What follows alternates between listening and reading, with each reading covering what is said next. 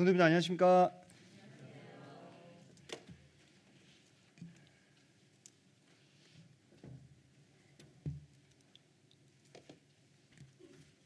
일주일 동안 잘 지내셨죠? 저도 열심히 바쁘게 살았습니다. 그리고 이제 새 주가 되었는데요. 오늘 항상 일요일이 첫 주의 시작이잖아요.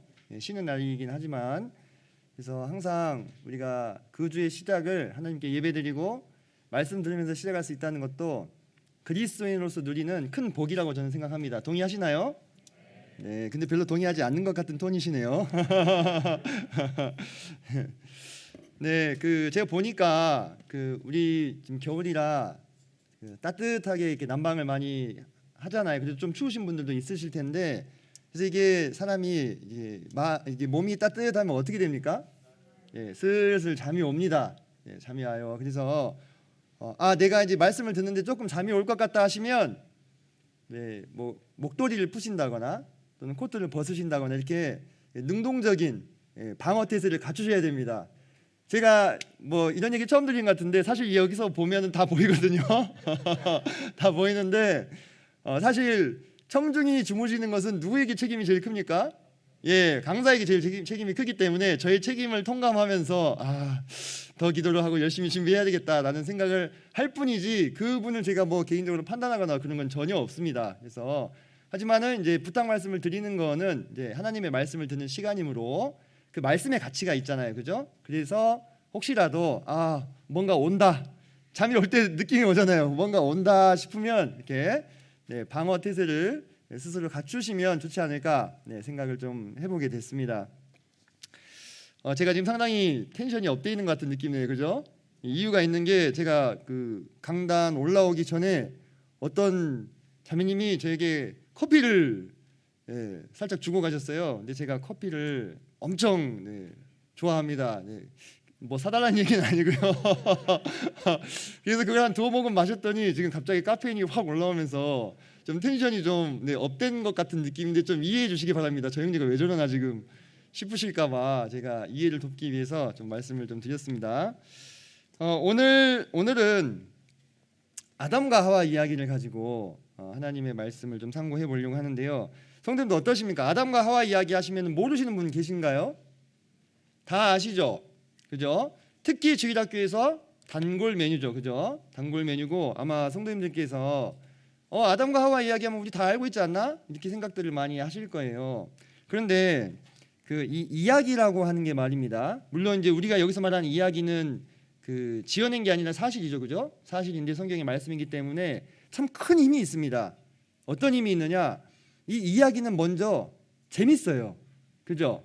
재밌고 두 번째로 기억이 잘 됩니다. 기억이 잘 돼요. 그래서 대부분 주일학교 시간에 보면은 우리 주일학교 선생님들이 말씀을 전달할 때 어떤 형식으로 풀어요? 이야기 형식으로 풀어요. 아이들이 그냥 혼을 쏙 빼놓죠, 그죠? 그러면서 잘 듣고 기억할 수 있게끔. 그래서 이 이야기는 상당히 힘이 있습니다. 우리가 이야기를 들으면요, 다 알 것 같아도요, 그 안에 무궁무진한 지혜의 보화가 있어요.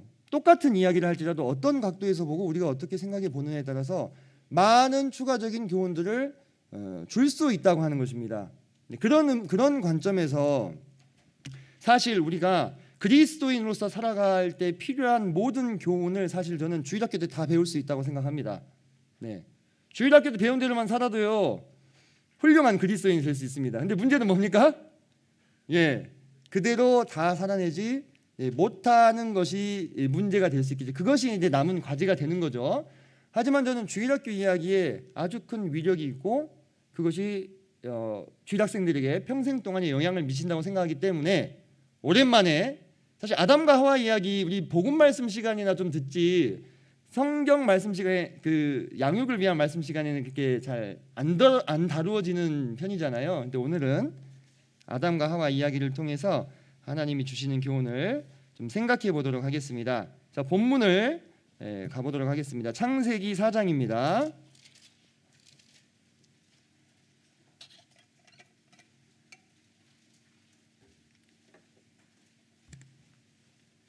자, 부분 띄어서 읽을 건데요. 먼저 4장 1절부터 2절까지 읽도록 하겠습니다.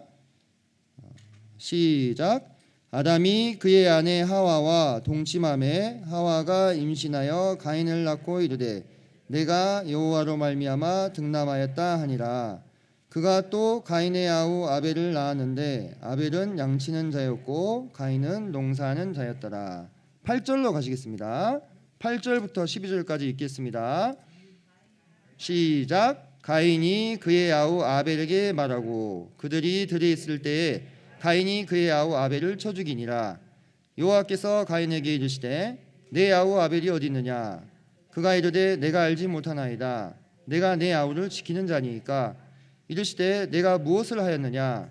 내 아우의 핏소리가 땅에서부터 내게 호소하느니라. 땅이 그 입을 벌려 내 손에서부터 내 아우의 피를 받았은즉 내가 땅에서 저주를 받으리니 내가 밭을 갈아도 땅이 다시는 그 효력을 내게 주지 아니할 것이요 너는 땅에서 피하며 유리하는 자가 되리라. 16절로 가시겠습니다. 16절 17절 시작. 가인이 여호와 앞을 떠나서 에덴 동쪽 노 땅에 거주하더니 아내와 동침하매 그가 임신하여 에녹을 낳은지라. 가인이 성을 쌓고 그의 아들의 이름으로 성을 이름하여 에녹이라 하니라. 네, 이제 마지막 25, 26절만 보겠습니다. 시작. 아담이 다시 자기 아내와 동침하매 그가 아들을 낳아 그의 이름을 셋이라 하였으니 이는 하나님이 내게 가인이 죽인 아벨 대신에 다른 씨를 주셨다 함이며 셋도 아들을 낳고 그의 이름을 에노스라 하였으며 그때의 사람들이 비로소 여호와의 이름을 불렀더라. 예, 감사합니다. 아마 이 창세기 4장의 사건은 모르시는 성도님들이 없으실 거라고 생각이 됩니다. 아담과 하와가 선악과를 따먹고 에덴 동산에서 쫓겨나 가지고 이제 아들을 둘 낳았는데 가인과 아벨이었죠. 가인과 아벨이 서로 사이좋게 살았으면 좋았을 텐데 큰형이 아우를 때려 죽이는 사건이 발생을 하고 그 결과로 가인은 이제 부모 곁을 떠나서 쫓겨나게 됩니다. 그리고 자신의 이제 성을 쌓게 되지요. 그 이후에 아담과 하와는 죽어버린 아들 아벨을 대신해서 셋이라고 하는 또 다른 자녀를 얻게 된다고 하는 이야기입니다. 잘 아실 텐데요. 이 아담과 하와에 대해서 오늘 우리가 조금 심도 있게 좀 같이 생각을 해 보셨으면 좋겠습니다. 우리가 방금 아담과 하와를 읽었는데, 자, 성도님들, 아담과 하와는요 최초의 사람들이잖아요.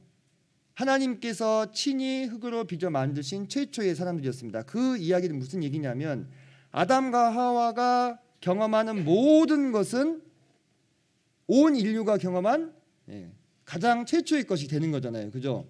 아담이 일어나서 발을 떼는 그 첫 번째 발자국은 닐 암스트롱이 달에 가서 발자국 찍으면서 그런 얘기 했다고 하는데 그거보다 더 위대한 발자국이지 않았을까요?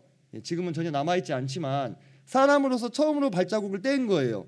그죠? 아담이 뭔가 하나를 먹었다. 뭡니까? 사람으로서 처음 먹은 거예요. 그죠? 처음 사과를 예를 들어서 먹었다. 처음 먹은 거예요. 처음 씹은 것이고. 그죠?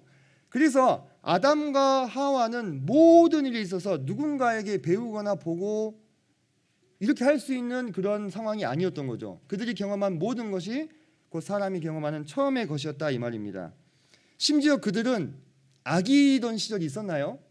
없었습니다. 그들은 다 자란 어른으로 만들어졌어요. 처음에. 그죠? 그러니까 아기를 본 적이 없죠. 아기를 본 적이 없습니다. 자기들도 아기였던 때가 없었고요. 자, 그래서 이들이 선악과 사건을 겪고 이 낙원에서 쫓겨나서 이제 세상 밖으로 거친 땅으로 나와서 힘들게 살면서 하나님이 명령하신 대로 힘들게 땀을 흘려서 일을 해야만 먹고 살 수 있는 그런 형편이 된 것입니다. 그런데 우리가 방금 읽은 이제 말씀에서 1절 보니까 하와가 임신을 했다고 했어요. 그러면은 아담과 하와는 임신한 사람을 전에 본 적이 있었을까요, 없었을까요?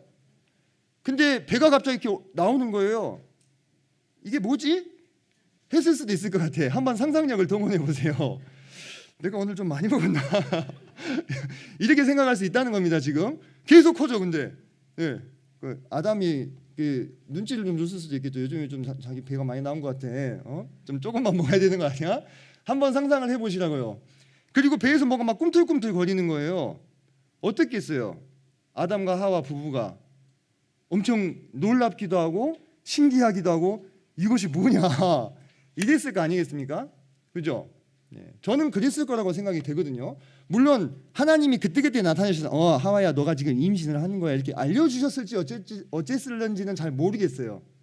근데 성경 말씀만 봤을 때는 그런 자세한 설명이 나와 있지 않으니까 그 상황은 우리가 한번 이렇게 생각을 한번 해본다면 아담과 하와 부부가 처음에 가인을 뱃속에 품었을 때부터 모든 경험들이 이들은 너무너무 신기한 거예요. 하와가 처음에 아이를 낳을 때 어땠을까요? 성도님들 혹시 가족분만실 들어가 보신 경험 있으십니까?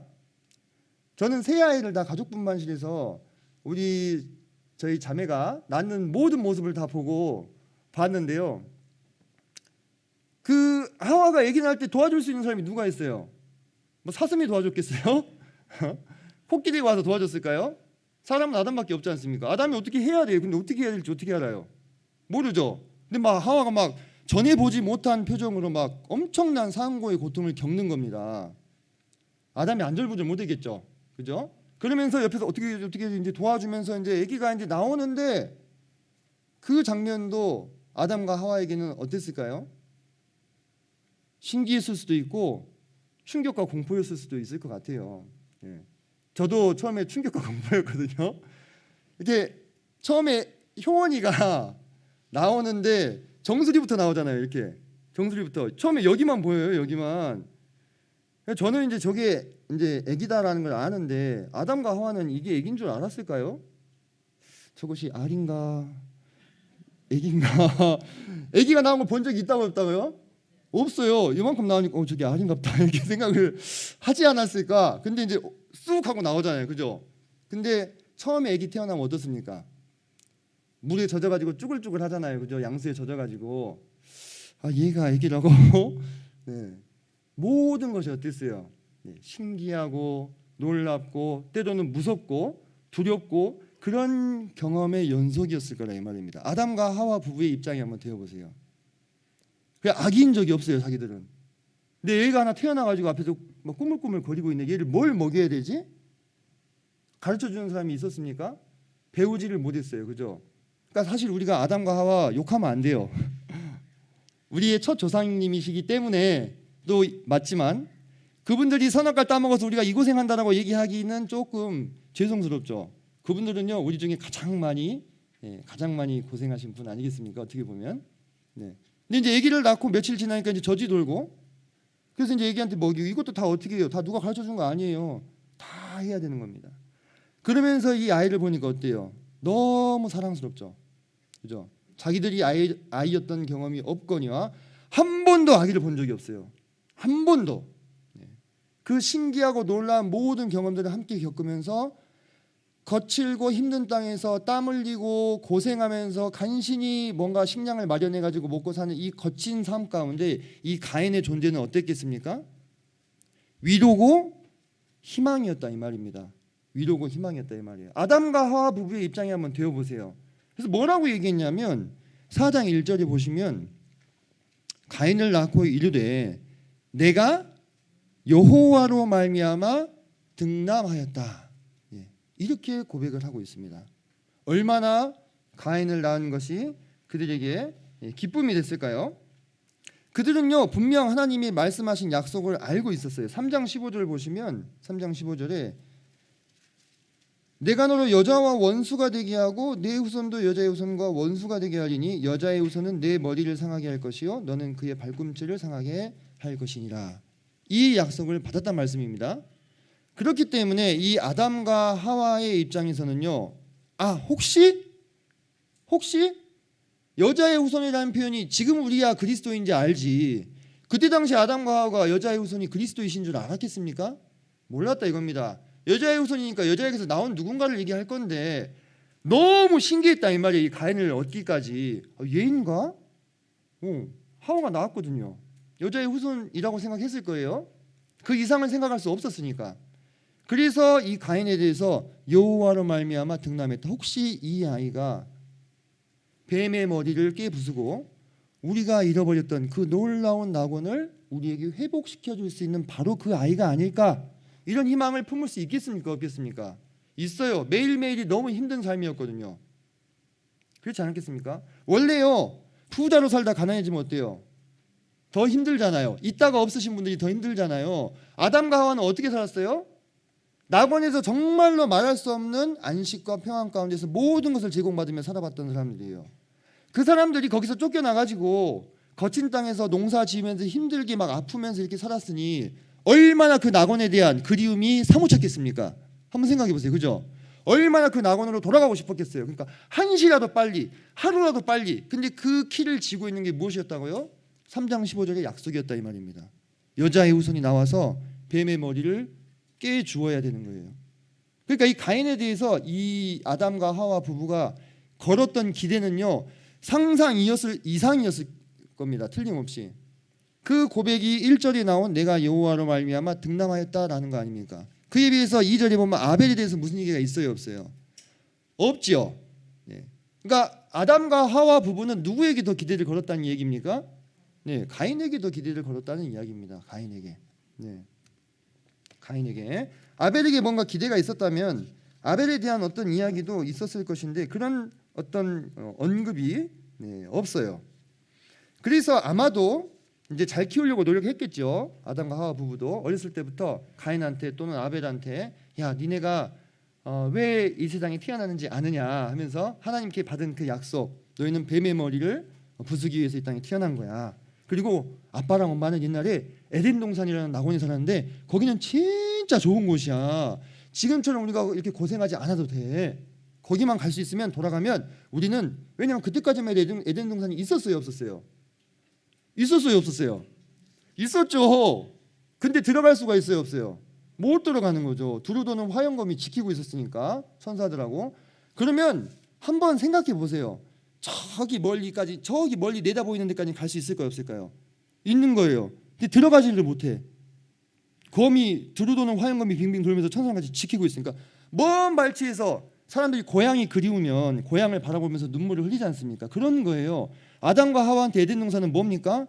고향이라요. 고향. 먼 발치에서 쳐다보고 눈물 흘리고 돌아가서 다시 또 밥 깔고 막 밥 메고 막 다치고 막 찔려 엉겅퀴 찔려가면서 그런 삶을 살지 않았을까요? 이게 좀 과한 상상입니까? 전 충분히 가능하다고 봐요. 그리고 가인과 아벨에게도 한 번씩 데려가서 야 저기야 우리가 저기 돌아가야 돼 이렇게 이야기해주면서 아이들을 키웠을 거다 이 말입니다. 그런데 무슨 사건이 일어나 버립니까? 네, 살인 사건이 일어나 버리죠. 그렇게 기대를 걸고 그렇게 애지중지 키웠는데 가인과 아벨이 이제 장성해가지고 한 명은 농사짓는 사람이 되고 한 명은 양치는 사람이 됐다고 했는데 하나님께 제사를 드렸는데 아시다시피 누구의 제사는 받아졌습니까? 아벨의 제사는 받아들여졌는데 가인의 제사는 어때요? 네, 연락되지 못했어요. 사실 저는 이제 뭐 생각컨대 가인에게 더 기대를 걸었잖아요, 그죠? 그러니까 자라나면서도 항상 아담과 하와가 뭐 편애까지는 아니더라도 사람이 뭐 편애할 만큼 없지 않습니까? 다 합쳐봐야 네 식구인데, 그죠? 네, 가인에게 더 많은 기대를 걸고 더 많이 이렇게 대우해 줬을 거예요, 장자니까, 그죠? 그냥 가인은 항상 내가 니보다 나 이런 생각이 있었을 거 아닙니까? 내가 아벨보다 낫다 이런 생각을 하고 있었을 건데 그런데 처음으로 어때요? 네, 가인이 아벨만 못한 상황이 발생한 거예요. 저는 왜 가인이 그 제사를 연락되지 못한 것 때문에 자기 동생을 죽이기까지 이렇게 시기했을까, 질투했을까 생각을 많이 해봤어요. 아니 그런다고 동생을 죽여? 둘도 없는 동생을? 그게 가인이 그동안 아벨보다 자기가 더 낫다는 생각을 하고 있었지 않았을까? 근데 그게 사람이 그러다가 팍 꺾이니까 어때요? 충격이 2배인 거죠. 그래서 얘를 죽이지 않으면 안 되겠는 거예요. 그 안에 분노와 시기심과 어떤 일종의 열등감 이런 것들이 작용해서 결국은 아벨을 쳐서 죽이고 맙니다. 아담과 하와가 해준 얘기는 너는 뱀의 머리를 부숴야 돼 했는데 뱀의 머리를 부수라는 뱀의 머리는 안 부수고 누구 머리를 부숴버렸어요? 자기 동생의 머리를 부숴버렸어요. 정말 이거 웃지 못할 이야기입니다. 지금 그렇지 않습니까? 얼마나 아담과 하와가 억장이 무너졌을까 한번 생각을 해봤으면 좋겠어요. 참 비극이죠, 비극. 그리고 나서 이 가인은 어떻게 됩니까? 쫓겨납니다. 쫓겨나요.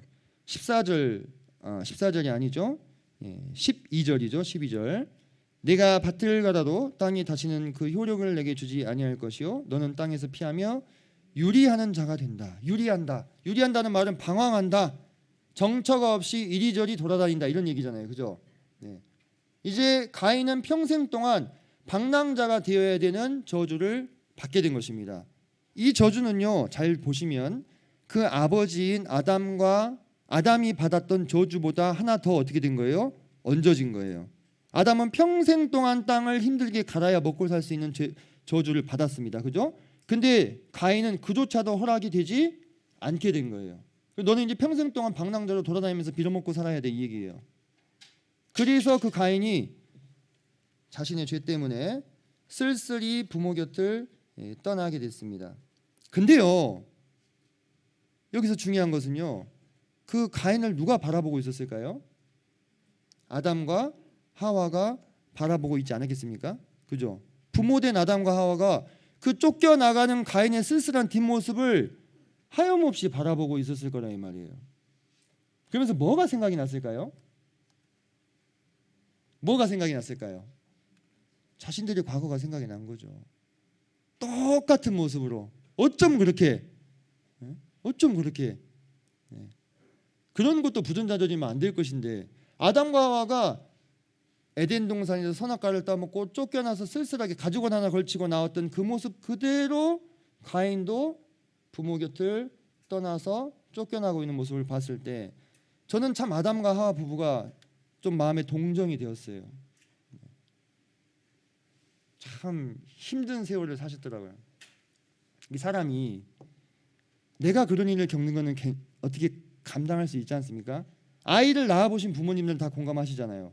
내가 고생하는 거는 그 어떻게 그렇다 치더라도 내 자식이 그 고생을 감당하는 걸 보면 어때요? 마음이 억장이 무너지죠. 그 고통이 무엇인지를 알잖아요. 쫓겨나는 고통이 무엇인지를. 그죠? 쫓겨나는 고통이 무엇인지를 너무 잘 아는 사람들이에요. 아담과 하와는. 근데 이 가인이 쫓겨나는 원인을 누가 제공했어요? 그들이 제공한 거예요. 아담과 하와가. 아담으로 인해서 이 세상에 무엇이 들어왔습니까? 죄가 들어왔잖아요. 내가 뿌린 죄의 씨앗 때문에 정말 내가 그렇게 사랑하고 아끼고 모든 것이 신기했고 네가 한 발짝 뛸 때부터 길 때부터 걸을 때부터 뛸 때부터 너의 모든 것이 나에게는 신기로웠고 하나님이 나에게 주신 자녀이고 기적적이었던 네가 뱀의 머리를 부숴줄 것이라고 기대했던 우리의 잃어버린 신라곤을 찾아줄 거라고 기대했던 그 아들이 그 믿음의 아들이 내가 뿌린 씨앗 때문에 죄의 씨앗 때문에 가장 극악한 범죄를 저지르고 자기를 떠나갈 때 그 뒷모습을 바라보는 아담과 하와의 마음에는 피눈물이 흐르는 거예요. 저는 그 아담과 하와를 생각할 때 참 마음이 참 아팠습니다. 그런데 여러분 그때에 한술 더 떠서 아마도 이제 이거는 저의 그냥 상상입니다. 옆에서 사탄 마귀가 비웃고 있지 않았을까요? 야, 너 저 아들이 내 머리를 부숴줄 거라고 기대했지? 어림없어. 포기해. 그거 절대 안 된다. 내가 복수했어. 너희들이 저 가인에게 희망을 두고 나를 몰락시키려고 했지? 내가 제일 심각한 죄를 저지르도록 유혹했어.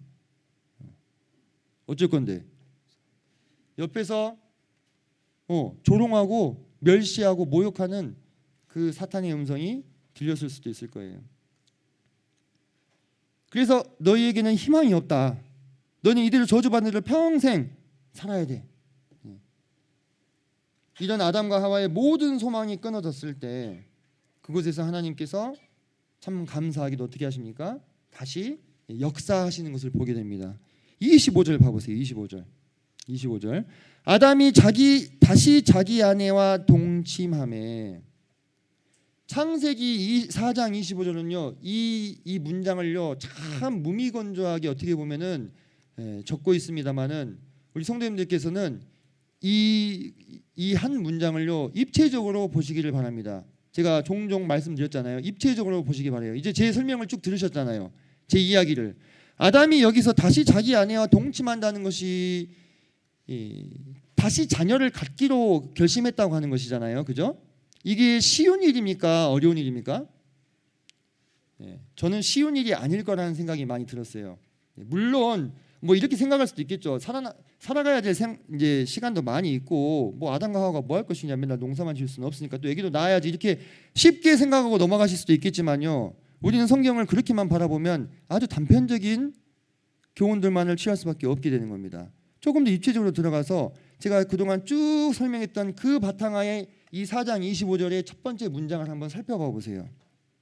그가요, 먼저 선악과 사건으로 크게 실패했죠. 그죠? 온 인류를 저주에 빠뜨렸잖아요.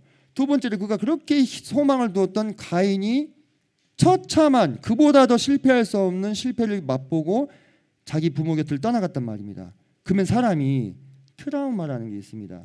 내가 또 아이를 낳았을 때 이 아이가 가인이나 아벨 꼴이 나지 말라는 보장이 있어요, 없어요? 없어요. 없습니다. 또 우리 원수 사탄 마귀에게 놀아나가지고 또 비참한 운명을 맞이하고 또 죽거나 쫓겨나거나 범죄를 저질러가지고 우리의 마음을 아프게 할지도 모른다는 두려움이 있을까요, 없을까요? 있지요. 왜 없어요? 사람이라면 한번 생각해 보십시오. 왜 없겠습니까? 우리가 이보다 덜한 일 하나만 겪어도 그 일이 계속 마음에 남아가지고 상처가 되고 기억이 계속 나지 않습니까? 이보다 덜한 일을 겪어도. 그죠? 그런데 아담과 하와라고 다르겠습니까? 자기 보는 앞에서 아들이 아들을 죽이고 쫓겨난 거예요.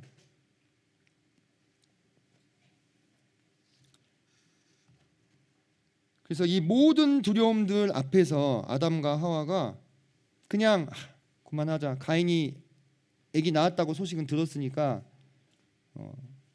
인류의 이 핏줄은 그 아이를 통해서 이어질 수도 있지 않을까? 뭐 그런 생각, 타협하는 생각, 그런 것들을 품었을 수도 있겠죠. 우리는 여기까지 합시다. 이렇게.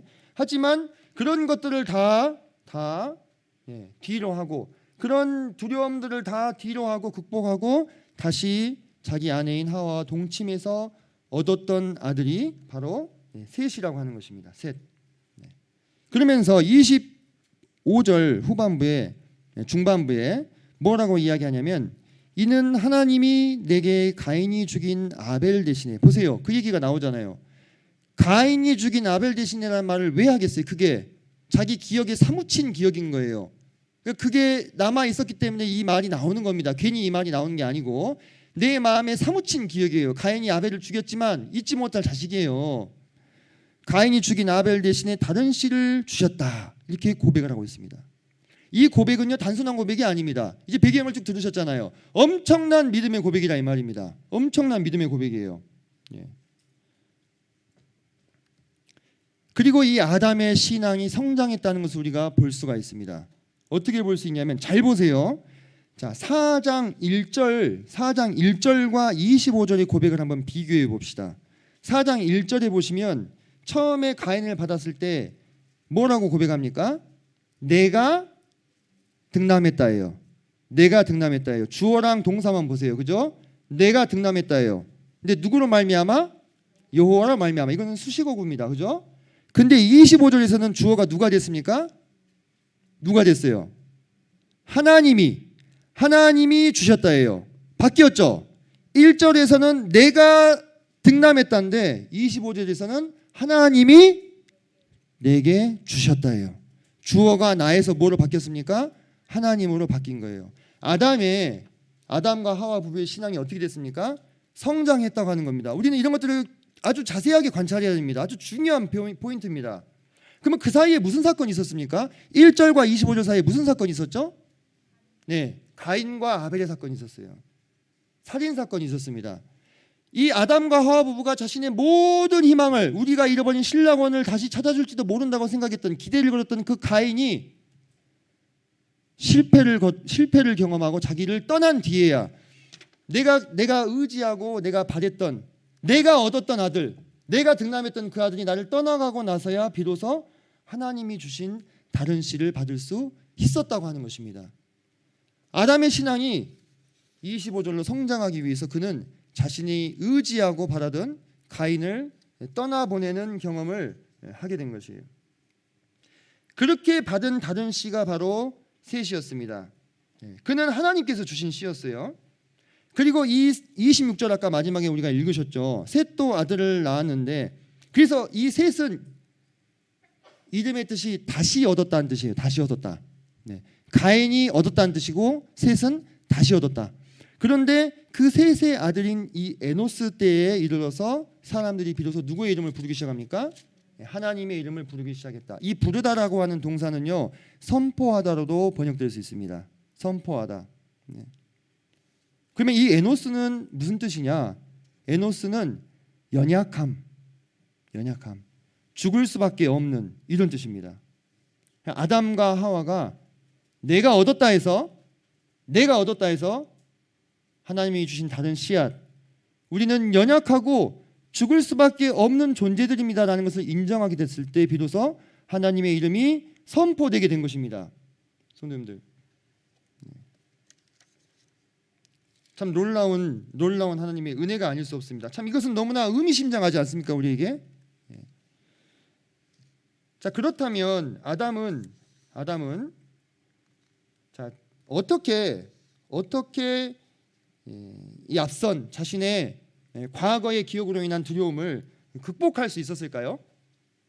그가 그 트라우마와 같은 두 번의 큰 실패의 경험을 극복했기 때문에 25절에서 다시 자기 아내와 동침한 거 아니에요. 자녀를 가지려고. 어떻게 그게 가능했을까요?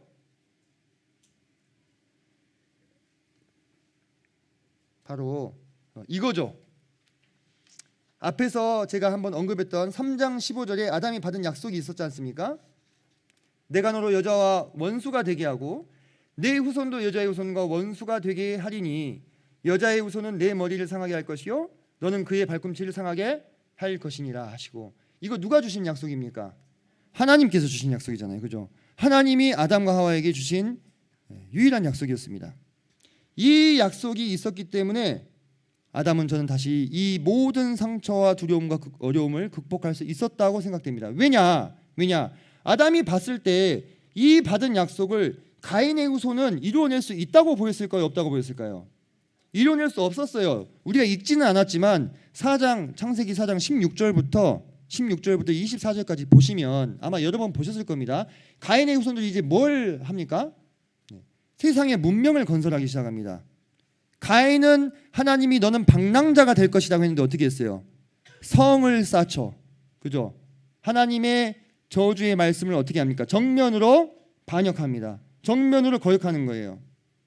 그리고 그의 후손들이 음악가가 되고 대장장이가 되고 전문적인 목축업자가 되는 겁니다. 그러면서 이 세상에 뭘 발달시킵니까?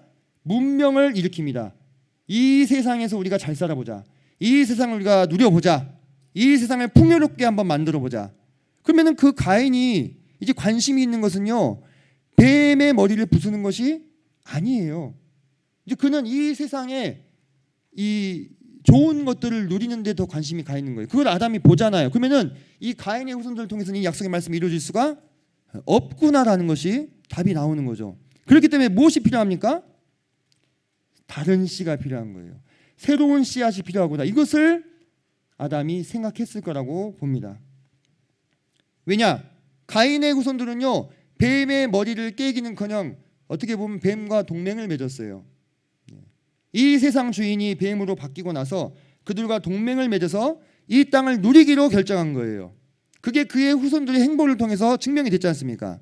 그래서 그들과는 다른 새로운 핏줄, 새로운 혈통, 새로운 계보가 필요하게 된 것입니다. 그것을 아담이 보고 이 약속의 말씀을 의지해서 내가 다시 자녀를 낳아야 되겠다라고 결단했다는 것입니다.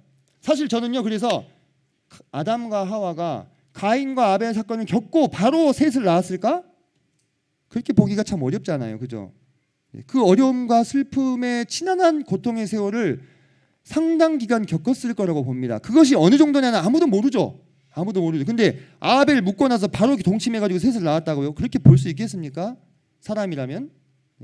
근데 돌아가는 상황이 가인의 후손으로는 안 되겠는 거예요. 이 약속을 성취할 수가 없어요. 뱀과 동맹을 맺어버렸다 이거예요. 그래서 내가 가인이 죽인 아벨 대신에 다른 씨를 하나님이 주셨다고 25절에 고백하잖아요. 그 필요성을 느낀 겁니다.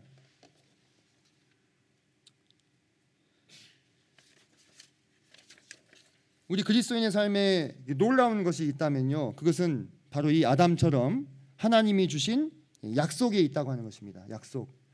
모든 것이 다 끊어지고 의지할 곳이 하나 없다 하더라도 바로 그 자리에서 어떻게 됩니까? 하나님께서는 바로 그 자리에서 개입하시고 역사하시기 시작하는 거예요. 사람은요, 본능적으로 의지할 곳을 찾습니다. 하나님을 떠난 그 순간부터 그랬어요. 아담이 처음에 누구를 의지처로 삼으려고 했습니까? 가인의 존재를 통해서 우리가 낙원을 다시 들어갈 수 있을지도 몰라 라는 희미한 소망을 품었었고, 하나님 앞에서 쫓겨나서 자신을 위해서 뭘 쌓았습니까? 가인이 성을 쌓았잖아요. 하나님을 떠난 사람은 그 순간부터요, 영원토록 평안할 수 없어요. 참된 의미에서. 그래서 자꾸 불안해하고 자꾸 뭔가를 쌓아요. 자꾸 나의 불안을 잠재워 줄 수 있는 여러 가지 장치들을 삶 속에 확보하고 덧붙인다 이 말입니다. 그런데 그때 하나님께서는 그것을 어떻게 하십니까? 하나씩 제거해 나가시는 거예요. 내가 의지하는 재물, 내가 의지하는 명성, 내가 의지하는 사람, 내가 의지하는 방법, 내가 의지하는 지혜들, 이런 것들을 내려놓게 하시고 하나님을 바라보게 하시는 거예요. 그리고 하나님께서 우리에게 주신 약속만을 붙들게 하시는 것입니다. 이 주어진 약속이 과거의 우리의 실패의 모든 기억으로부터 우리를 자유케 합니다. 그리고 우리의 두려움을 극복하게 만듭니다. 실수나 실패나 패배의 경험은요, 사실 극복하기 어떻습니까? 쉽지 않습니다. 어렵잖아요. 그죠? 어려워요. 제가 말씀드렸잖아요. 아담이 바로 아이를 가졌을 것이냐. 그러지 못했을 것 같아요. 많은 세월들을 참 슬퍼했겠죠. 하지만 그가 만약에 거기서 그쳤다면, 그 두려움과 그 실패의 기억에 사로잡혀가지고 거기서 멈추었다면 어떻게 됐겠습니까? 그 세상은 온통 다 가인의 세상이 되는 거예요. 뱀과 타협하고 동맹을 맺은 가인의 세상이 되는 겁니다. 그리고 그의 후손들, 이 땅의 풍요로움과 권력과 힘과 무기를 숭배하는 그런 자들로 가득 차게 되었을 거란 말입니다. 아담이 거기서 그 과거의 기억들을 극복하지 않았다면, 셋을 받지 않았다면 그렇게 됐을 거라는 거예요. 우리도 마찬가지입니다. 사실 성도님들, 우리가 많은 말씀들을 듣습니다. 그죠? 많은 말씀들을 들어요. 일주일에 2번씩 듣고요, 우리가 원하기만 하면 얼마든지 유튜브로 좋은 설교들을 많이 들을 수가 있습니다. 그리고 우리가 개인적으로 또 성경 큐티 시간도 많이 갖습니다. 말씀들을 많이 얻어요. 받아요. 듣기도 하고요. 하지만요, 우리가 결정적인 순간에 나를 붙들어주고 나를 다시 일으켜 세워주는 것은요, 많은 말씀이 아니에요. 사실 따지고 보면 많은 말씀이 아니잖아요. 그 한 말씀, 그 한 가지 약속, 내가 받은 그 한 가지 약속, 그것이 나를 지탱해주고 붙들어주고 과거의 실수와 실패로부터 나를 다시 일으켜 세워준다 이 말입니다. 어떻게 보면요, 우리는 모두 다 아담의 후손이기 때문에, 물론 우리 주변에는 많은 사람들이 있지만요, 우리는 아담을 닮은 면이 있습니다. 어떤 면에서 닮았냐면, 아담은 모든 해오는 것들이 다 처음이었잖아요. 우리는 어때요? 물론 우리는 앞서서 그 인생을 사신 분들이 계시지만, 그리고 그분들께 이야기도 듣고 또 배울 수도 있지만은, 사실 나 하나로 봤을 때는요, 저도 처음 살아보는 인생이에요. 그렇지 않습니까? 저도 처음 아빠가 돼봤고요, 처음 남편이 돼봤어요. 제가 한 2-3번 돼봤으면 조금 더 익숙하게 할 수 있었을까요? 네. 처음이에요. 듣고 배웠지만 그래도 처음이잖아요. 그래서 실수가 있고 실패가 있습니다. 좌절의 상황들이 오지요. 그죠? 그런 면에서 우리는 아담을 닮았어요. 그런데 우리가 그런 실패와 실수를 경험했을 때 그대로 주저앉아서 모든 것을 놓아버릴 것인가? 그럴 수 없다는 거예요. 아담과 하와도 일생일대의 실수를 저질렀잖아요. 선악과 사건으로 온 인류를 다 저주에 빠뜨렸지 않습니까? 그리고 그의 큰 기대를 걸었던 첫 아들도 실패를 저지르고 자기들 곁을 떠났어요. 그때 그들에게 힘을 준 것은 다른 것이 아니었습니다. 하나님의 약속의 말씀이었어요. 저도 그냥 제 개인적인 짧은 간증을 좀 드리자면은, 저는 인생의 연수도 짧고 여기 앉아 계신 성도님보다 훨씬 더 경험도 미천한 자입니다. 이제 제 안에서, 제가 살아온 시간 안에서 겪었던 것들은 이제 가정에서 우리가 이렇게 부부로 살면서 이런 실패와 실수들을 경험할 때가 있더라고요. 정말 심하게 저희도 다툴 때가 있거든요. 예. 안 그러신가요? 안 그러실 수도 있겠지만 저희는 정말 심하게 다툴 때도 있었습니다. 저희 자매하고 제가. 심지어 어떤 생각을 할 정도였냐면 이거 계속 갈 수 있을까? 예. 그런 생각이 들 정도로 솔직히 예. 뭐 이혼까지는 아니지만 그냥 쇼윈도우 부부로 살아야 되나? 라는 생각이 들 정도로 심하게 정말 이 사람이 진짜 내가 알던 그 사람이 맞나? 싶은 이제 주로 제가 문제였습니다. 예, 오해하지 마시기 바랍니다. 그런 아주 처참한 정말 밑바닥까지 떨어진 것 같은 그런 경험들을요 뭐 한 번만 한 게 아닙니다. 예. 근데 그럴 때마다 저희 부부를 잡아줄 수 있었던 것은요 이 가정이 처음에 시작될 때 하나님이 주신 약속의 말씀이 무엇이었냐 그거였어요. 그거였어요. 저는 이 가정을 이룰 때 사실 인간적으로 오해하지 마시기 바랍니다. 저희 자매가 제 이상형이다. 이상형이지만 네. 막 뭐 100%막 이런 것은 아니었습니다. 예. 저희 자매도 마찬가지였고 지금 뒤에서 막 사태지만 이상형이었습니다. 그런데 네. 너무 잘 맞았죠, 그죠? 그랬는데 잘 맞았어도 살다 보니까 좀 삐걱될 때가 있더라고요. 그랬는데 주님이 우리에게 주신 말씀이 뭐였냐면 이건 이제 개역 한글이에요. 이거 전 개역 한글로 그때 받았는데 의인의 길은 돋는 햇볕 같아서 점점 빛나서 원만한 광명에 이르거니와 악인의 길은 어둠 같아서 그가 거쳐 넘어져도 그것이 무엇인지 깨닫지 못한다. 이 말씀을 제가 받았거든요. 이게 왜 중요했냐면 자매나 저나 믿음으로 결단한 거예요. 서로 가정을 이루기로.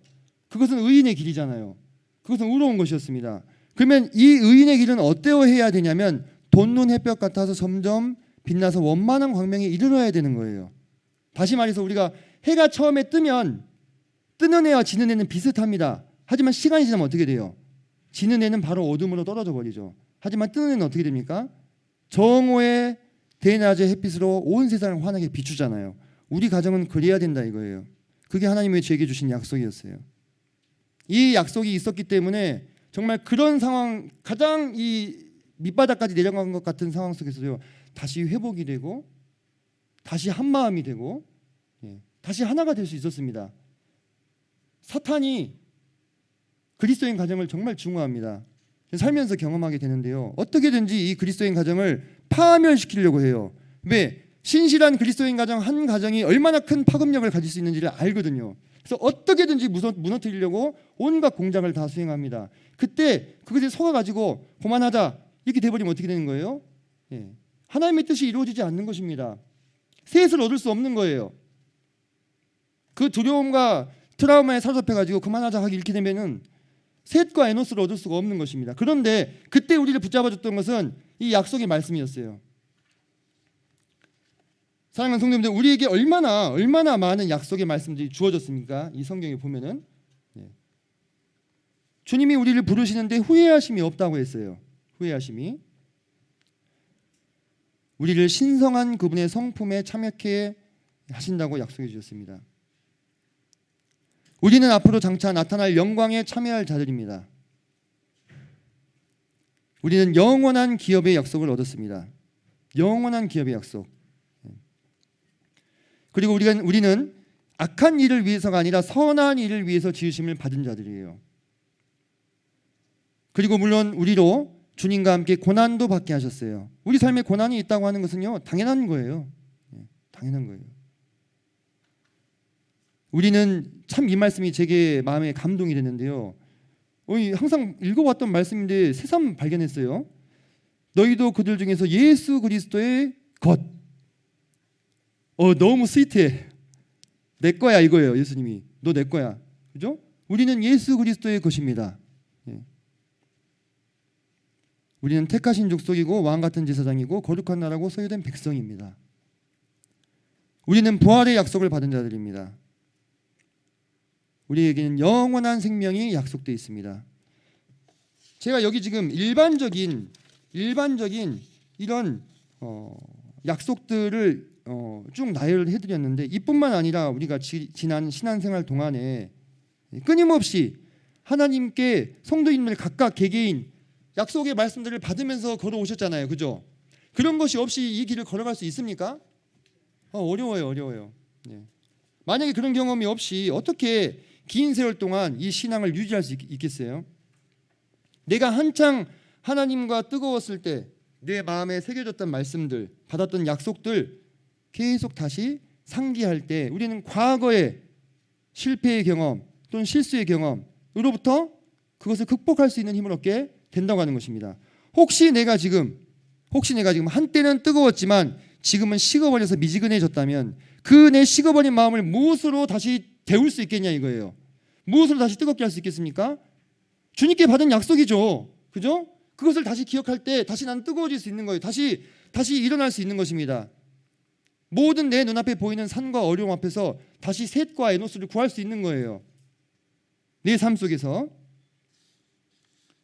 우리가 누굽니까? 우리는 빛의 아들이며 낮의 아들이라고 말씀하셨어요.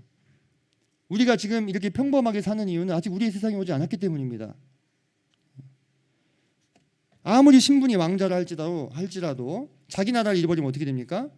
그 신분들의 대접을 받을 수가 없어요. 성도님들 이 사람 아시나요? 조선 일시 왕조의 이 황족 중에 한 명입니다. 뭐 황희 계승권자는 아니지만은 황족 중에 한 명인데 가수로 살았어요. 이석씨라고 해서. 왜 이 사람이 가수로 살았습니까? 혈통은 황족의 혈통인데 나라가 망했거든요. 나라가 망했잖아요. 일시왕조, 조선 일시왕조가 망하고 공화국이 들어섰지 않습니까? 그러니까 이 사람이 혈통은 왕자의 혈통이지만 가수로 살아야 됐던 것입니다. 가수라는 직업이 천하다는 게 아니라 왕자로 삶을 살 수 없었다는 거예요. 무슨 얘기입니까? 우리가 낮의 아들이요 빛의 아들이며 하나님 아버지의 아들, 딸들이 되었지만은 아직 이 세상은 우리의 세상이 아닙니다. 이 세상은 누구의 세상이에요? 뱀의 세상입니다. 가인의 후손의 세상들이에요. 그래서 계속해서 그 나라와 우리 그리스도의 나라가 서로 혈투를 벌이고 있는 것입니다. 주님이 이렇게 말씀하셨어요. 요한복음 18장 36절에 내 나라는 이 세상에 속한 것이 아니다. 만약에 내 나라가 이 세상에 속했다면 내 종들이 싸웠을 것이다. 근데 그렇게 하지 않으셨잖아요. 왜? 이 나라는 주님의 나라가 아니었으니까. 그럼 이 나라는 누구의 나라입니까? 이 세상은? 사탄 마귀가 이렇게 직접 이야기했어요. 이것은 내게 넘겨준 것이므로 내가 원하는 자에게 주노라. 선악과 사건이지만 저는 선악과 전투라고 부릅니다. 바로 그 선악과 전투의 결과로 사탄 마귀는 이 나라를, 이 세상을 찬탈하는 것입니다. 그러나 이제 예수 그리스도의 나라가 임하게 되면 어떻게 되겠습니까? 역전이 일어나게 되는 거예요. 기존의 사단의 정권 아래 부역했던 자들이 물러가고 그리스도의 나라를 위해 충성했던 자들이 권세를 얻게 되는 것입니다. 사탄의 나라는 힘과 세력과 숫자와 폭력과 무기, 돈 이런 것으로 싸웁니다. 누구와 닮았어요? 가인의 후손들과 닮았잖아요. 그죠? 가인의 후손들. 라멕 보십시오. 사람 죽여놓고 자랑하잖아요. 내가 죽였어 하고. 그 모습이에요. 하지만 예수 그리스도의 나라는 사랑과 섬김과 희생과 겸손과 말씀으로 싸우는 자들입니다. 너무 다르죠, 서로. 너무 달라요, 이 두 정권의 성격이. 하지만 최후에 누가 승리자가 되겠습니까? 이미 그리스도의 나라가 승리하기로 결정이 되어 있습니다. 그래서 어떻게든지 사단은 자신의 교묘한 술책으로 그리스도인들이 이 전쟁에 최선을 다하지 못하도록 우리를 속이고 있습니다. 그래서 우리 주변에 우리의 힘을 꺾는 일들, 우리가 실수를 경험하게 만들고 실패를 경험하게 만들고 우리가 낮의 아들이요 빛의 아들임을 잊게 만드는 일들이 도처에서 일어납니다. 그런 일들이 일어날 때요, 그 일 배후에 누가 있다는 걸 기억하셔야 돼요. 뱀이 있다는 걸 기억하셔야 돼요. 그들이 그리스도인의 담대함과 믿음을 잃게 만들려고 계속해서 교묘한 술책을 쓰는 거예요. 그때 우리는 어떻게 해야 되겠습니까? 이렇게 해야죠. 하나님의 약속을 상기하고 하나님의 약속에 우리의 시선을 고정하고 하나님의 나라를 바라봐야 되는 거예요. 우리에게 주신 이 약속의 말씀을 붙들어야 되는 것입니다. 그래서 우리가 과거에 어떤 삶을 살았든지 간에 어떤 실수를 했던 간에 어떤 실패를 경험했던 간에 그것을 내려놓고 하나님이 나에게 주신 약속의 말씀을 붙잡고 새로운 시도를 해야 된다고 하는 것입니다. 이미 우리에게 주어진 말씀들, 이 약속의 말씀을 받는 과정에 대해서요, 좀 이제 종종 이제 어떤 오해 아닌 오해가 있어요. 뭐냐면 이런 거, 뭔가 갑자기 확 스쳐 지나갔어요. 또는 말씀을 그냥 딱 폈는데 오, 내 얘기네? 이런 거. 뭔가 이런 과정이 있어야만 하나님이 주신 말씀일까요? 어떻게 생각하십니까? 이거가 관련해서 그 재밌는 유머가 하나 있는데 어떤 분이 그렇게 생각을 하신 거예요. 나는 지금부터 매일매일 성령으로 인도함을 받겠다 해가지고 성경을 그날 이제 큐티를 안 하고 그냥 쫙 펴가지고 여기 있는 말씀을 읽고 실천을 해봐야 되겠다 이렇게 생각을 하신 거예요. 그래서 그렇게 마음을 먹은 첫날 말씀을 폈는데 이런 말씀이 나온 거예요. 유다가 은을 성소에 던져놓고 스스로 물러가서 목매어 죽었다.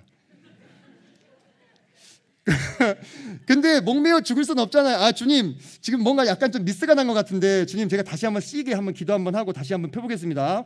기도를 다시 세게 했어요. 그리고는 딱 폈어요. 근데 그 다음에 무슨 말씀이 나왔다고요? 너도 가서 이와 같이 하라. 예수님이 너도 가서 이와 같이 하라.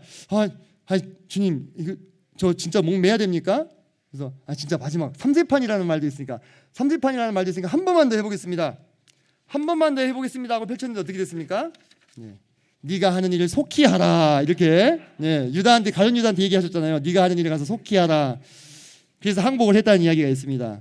그러니까 우리가 저는 그렇게 생각해요. 이런 방법도 가능합니다. 저는 이런 방법도 가능하다고 봐요. 우리가 그런 경험들이 있잖아요. 정말 우연찮게 말씀을 폈는데 너무 그게 내게 마음에 아멘이 되고 내 상황을 인도해 주시는 그런 상황들도 있었고 또 우리가 연말에 이렇게 말씀을 선물을 교환하면서 또 서로 교환하시기도 하잖아요. 저는 그런 것을 너무 아무 의미도 없다 이렇게 보는 것도 또 한 극단이라고 생각이 되거든요. 이런 방법도 가능하겠지만은 하지만 이것만이 전부는 아니죠. 그죠? 우리가 말씀을 받았다, 약속을 받았다 했을 때 우리는 뭔가 이 받았다라는 표현을 쓰려면 뭔가 내 의지가 완전히 배제되고 뭔가 이런 어떤 우연적인 요소 이런 게 좀 가미되어야 할 것처럼 생각을 하는데요. 사실 성도님들 한번 생각해 보십시오.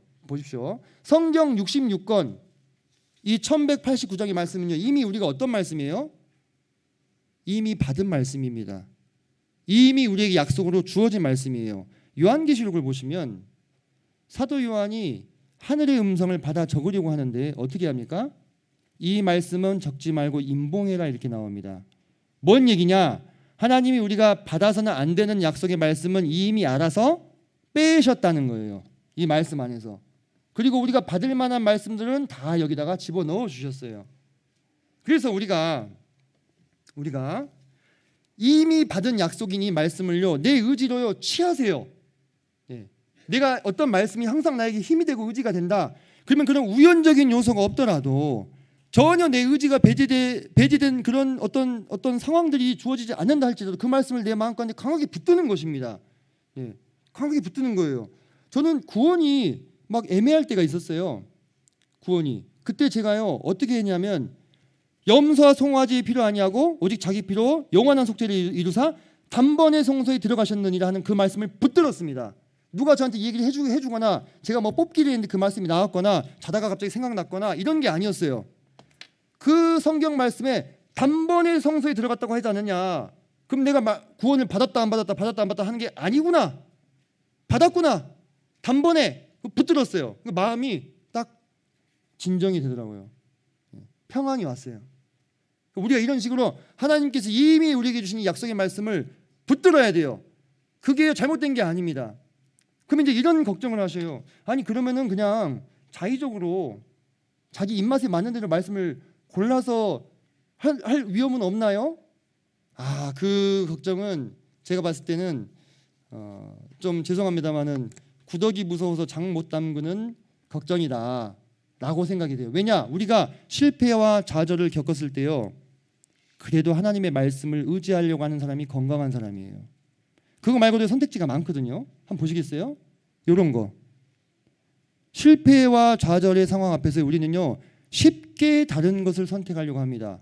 인간의 위로나 현실적인 해결책, 도피, 외면, 포기, 좌절, 다른 목표, 추구, 염증, 특별히 이제 교회 일에 염증을 내는 거죠. 물러남, 취미 활동에 그냥 매진하신다거나 세상에서 그냥 관계를 확장한다거나 합리화하거나 그냥 열등감에 빠져 있거나 은둔해 버리거나 우리가요 약속의 말씀을 선택했는데 그게 자의적인 선택이면 어떡합니까는 걱정하실 일이 아니라 이거예요 사실. 약속의 말씀을 선택하는 것이 최선의 선택이죠. 그죠? 다른 선택지를 택하는 것보다요. 우리는 이것을 선택해야 됩니다. 그래서 내게 주어진 이 말씀을 약속을 취하시고 붙잡으셔야 돼요. 그래야 내 과거의 기억들이 얽매이지 않고 담대함을 가지고 앞으로 나아갈 수 있다고 하는 것입니다. 우리가 앞서 오늘 아담과 하와를 살펴봤는데요. 이 아담과 하와가 아담이 언제까지 살았는지 나오잖아요. 그죠? 네. 아담이 셋과 에노스를 보았겠죠. 누구까지 보았냐면 에녹까지 봤습니다. 에녹이 하나님과 동행하는 것을 한 250년 옆에서 지켜보다가 에녹이 승천하기 57년 전에 세상을 떠나셨거든요. 아담은 그의 약속의 말씀에 의거해서 믿음으로 결단하고 셋을 얻은 그 믿음의 약속의 후손들은 어떻게 됐습니까? 다 본 거예요. 그리고 돌아가셨어요. 얼마나 감사하고 은혜롭습니까? 얼마나. 그죠?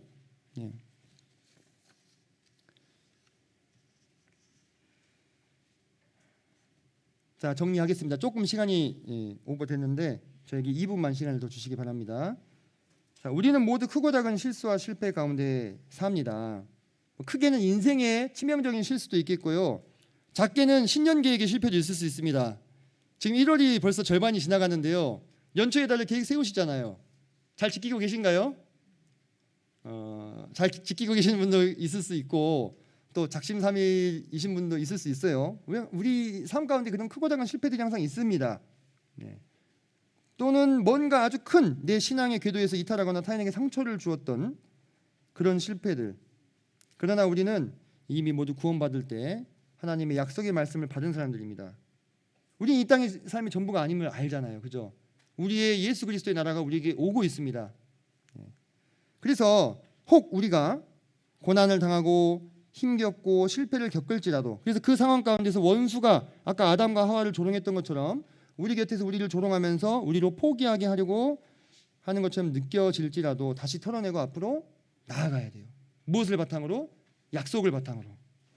그럴 때 우리 또한 아담과 하와가 받았던 셋, 가인이 죽인 아벨 대신에 주신 다른 씨, 그리고 에노스, 미약함, 죽을 수밖에 없는 필멸에 하지만 그곳에서 역사하시는 하나님의 역사를 볼 수 있다고 하는 것입니다. 성도님도 한번 잘 생각해 보십시오.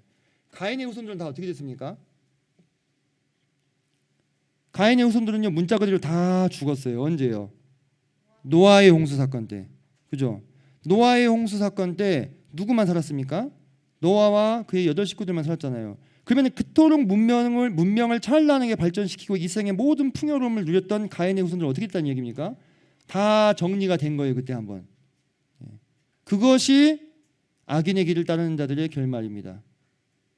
하지만 우리는 빛의 아들이고 낮의 아들로서 의의 길을 택했기 때문에 비록 이 땅에서의 삶은 어렵고 고난이 있고 때로 힘겨울지라도 우리는 미래가 있고 약속이 있고 소망이 있는 사람들입니다. 그래서 데살로니가 전서에서 이렇게 말씀을 해주고 계시죠. 마지막으로 이 말씀 한번 읽고 마무리하겠습니다. 시작. 너희는 다 빛의 아들이요 낮의 아들이라. 우리가 밤이나 어둠에 속하지 아니하나니 그러므로 우리는 다른 이들과 같이 자지 말고 오직 깨어 정신을 차릴지라. 데살로니가전서 5장 5절로 6절 말씀. 아멘. 이 말씀이 1년 동안 성도님들 삶 가운데 이루어지게 되시기를 간절히 소망합니다. 기도하시겠습니다. 아버지 하나님, 저희가 그리스도인으로서 부름을 받고 거듭나서 이 길을 걸어가면서 때로 실패를 경험하고 또 실수를 경험하고 본의 아니게 다른 지체들에게 상처를 줄 때도 있고 교회 안의 사역 가운데 어려움을 겪기도 하고 또 참 듣지 않아도 되는 이야기들을 들을 때도 있고 또 하지 않아도 되는 고민들을 할 때도 있고 또 그런 상황 가운데서 괜히 자괴감이 들고 또 열등감에 시달릴 수도 있고 또 우리의 원수인 사탄 마귀가 우리를 조롱하는 것처럼 느껴지는 때들도 있음을 솔직히 인정합니다. 지금 저희는 완전하지 않고 연약하고 죽을 수밖에 없는 자들임을 인정합니다. 지금 그러나 그것을 우리가 인정할 때 그 가운데서 하나님께서 역사하시고 저희를 이렇게 세우셔서 다시금 저희를 이 길을 걸어가게 하시며 하나님의 약속의 말씀들을 떠오르게 해주시는 것들을 생각할 때 감사를 드립니다. 부디 우리 동북교회 모든 성도님들이 각자 받은 하나님의 약속의 말씀을 의지하여서 우리의 상황과 삶이 어떠할지라도 개의치 않고 담대함을 가지고 계속 이 길을 힘있게 걸어나갈 수 있도록 지금 힘주시고 역사해 주시기를 시간 간절히 기도합니다. 주 예수 그리스도의 이름으로 감사하며 기도했습니다. 아멘. 감사합니다.